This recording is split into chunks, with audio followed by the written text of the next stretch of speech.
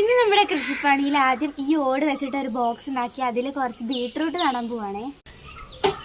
ഇത് ഈ സൈഡിലൂടെയാണ് നമ്മൾ ബീട്രൂട്ട് നടുന്നത്. ആദ്യം ഇവിടെയൊക്കെ ഒന്ന് കൊത്തി റെഡിയാക്കണം. നമ്മൾ ഈ തറയോട് ചേർന്നാണ് ബെഡ് നിർമ്മിക്കുന്നത്. ഇനി ബീട്രൂട്ടിന് അധികം വെയിലും ആവശ്യമില്ല. ഇനി കുറച്ച് പഴയ ഓടുകളുണ്ട്, അതൊക്കെ ഇവിടെ കൊണ്ടുവെക്കണം. ഇനി എനിക്ക് വേണ്ടത് കുറച്ച് പട്ടിക കഷ്ണങ്ങളും കുറച്ച് കമ്പികളുമാണ്. ഓരോ കമ്പികളും ചെടി നടേണ്ട ബോക്സിന്റെ വലിപ്പത്തിനനുസരിച്ച് ഇങ്ങനെ നിലത്ത് അടിച്ചു കൊടുക്കണം. ഇവിടെ ഈ തറയിനുള്ളിൽ ഒരു ചെറിയ തേനീച്ചക്കൂടുണ്ട് കേട്ടോ. അതിന്ന് വൈകുന്നേരം നമുക്ക് കെണിക്കൂട് വെച്ച് പിടിക്കണം, അല്ലെങ്കിൽ അതിവിടെ മണ്ണിടുമ്പോൾ ഈ കൂട് അതിൻ്റെ ഉള്ളിലായിരിക്കും. ഇനി നീളത്തിനുള്ള അളവിനനുസരിച്ച് പട്ടിക കഷ്ണങ്ങളൊക്കെ മുറിക്കേണ്ടതുണ്ട്. ഇനി മുറിച്ചെടുത്ത പട്ടിക കഷ്ണങ്ങൾ കമ്പിൽ നന്നായിട്ട് മുറുക്കി കെട്ടിക്കൊടുക്കണം. 2 പട്ടിക കഷ്ണങ്ങളാണ് ഞാൻ ഇത്രയും നീളം കിട്ടാൻ ഉപയോഗിച്ചത്. അങ്ങനെ ഓട് വെക്കാനുള്ള ഫ്രെയിം അടിച്ചിട്ടുണ്ട് കേട്ടോ. ഇനി നമുക്ക് വരി വരിക്ക് ഓട് വെച്ച് കൊടുക്കാം.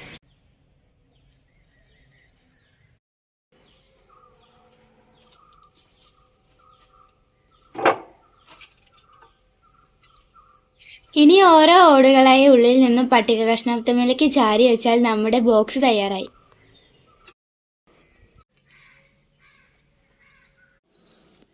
ഓട് വെച്ച് കഴിഞ്ഞിട്ടുണ്ട്. ഇനി നമുക്ക് കരിയിലകൾ ഒരു ബെഡായിട്ട് ഇട്ടുകൊടുക്കണം. അടിയിൽ ഇലകൾ പാകി മുകളിൽ മണ്ണിട്ടാൽ പതിയെ പതിയെ അത് കമ്പോസ്റ്റായി മാറിക്കോളൂ കേട്ടോ. ഇതേ സമയം നമ്മുടെ അടുക്കളയിൽ ബാക്കി വന്ന പച്ചക്കറി വേസ്റ്റ് ഒക്കെ ഉണ്ടെങ്കിൽ ഇതിലേക്ക് തട്ടി കൊടുക്കാം കേട്ടോ.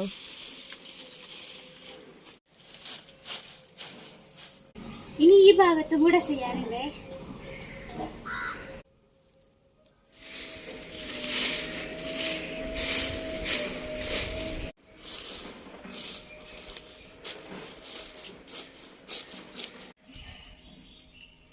ഇനി നമുക്ക് കോഴിക്കോട്ട് പോയിട്ട് നല്ല കോഴിക്കാഷ്ടം കലർന്ന മണ്ണെടുത്ത് കൊണ്ടുവന്നിട്ട് ഇതിന്റെ മുകളിലിടാം.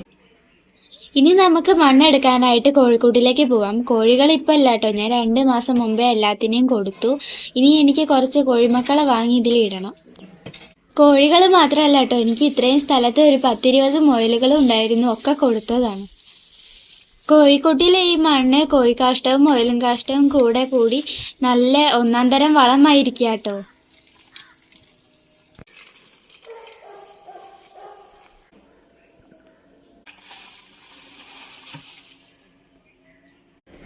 ഇത് മുയലും കാഷ്ടം അടങ്ങിയ നല്ല ഉണങ്ങിയ പുല്ലാണ്. ഇതും കൂടെ അതിൻ്റെ മുകളിൽ ലെയറായിട്ട് ഇട്ട് കൊടുക്കുകയാണേ.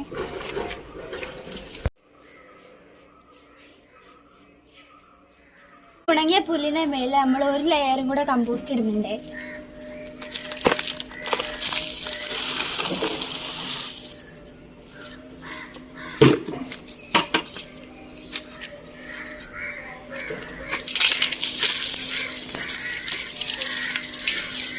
ഈ കമ്പോസ്റ്റാണ് നമ്മൾ അവസാനമായിട്ട് ഇട്ട് കൊടുക്കുന്നത്.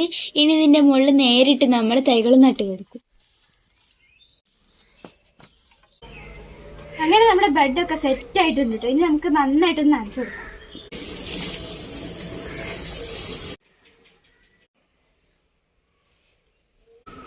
അങ്ങനെ നനച്ചൊക്കെ കഴിഞ്ഞിട്ടുണ്ട്. നമ്മുടെ ബെഡൊക്കെ അവിടെ ഓക്കെ ആണ്. പക്ഷേ അതിൽ കോഴിക്കാഷ്ടം ഉള്ളതുകൊണ്ട് 2 ദിവസം നന്നായിട്ട് നനച്ചിട്ട് തൈകൾ നടുന്നതായിരിക്കും നല്ലത്. അങ്ങനെ ഒരു 3 ദിവസം നമ്മൾ ബെഡ് നനച്ചിടുകയാണ്. ഇതാണ് കേട്ടോ ബീട്രൂട്ടിന്റെ തൈ. 3-4 തൈകൾ അടങ്ങിയതാണ് കേട്ടോ 1 കപ്പ്. ഇത് നമുക്ക് മണ്ണിലേക്ക് നട്ടു കൊടുക്കാം. കഴിയുന്നതും വേര് പൊട്ടാതെ വേണം നമുക്ക് തൈകൾ എടുക്കാൻ. ഒരു ചുവട്ടിൽ 3-4 തൈകൾ ഉണ്ടെങ്കിലും ഇത് വലുതാവുമ്പോൾ നമുക്ക് ആരോഗ്യമില്ലാത്ത തൈകൾ എടുത്ത് ഒഴിവാക്കാം. ബീട്രൂട്ട് തൈകൾ ഇത് മാത്രമല്ല കേട്ടോ, ഞാൻ ചാക്കിലും ഗ്രോ ബാഗിലും ഒക്കെ ആയിട്ട് വേറെയും കുറേ നട്ടിട്ടുണ്ട്.